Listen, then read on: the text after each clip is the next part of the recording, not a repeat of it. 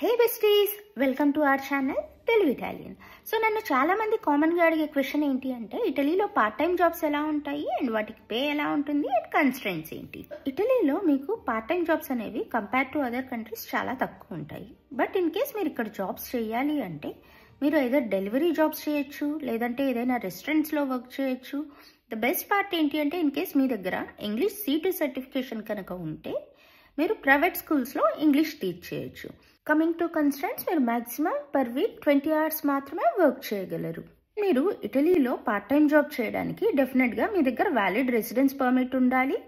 మీ residence permit కనుక expire అయితే మీరు పోస్టేలో అప్లై చేసిన తర్వాత వచ్చే రిసీట్తో కూడా వర్క్ చేయొచ్చు.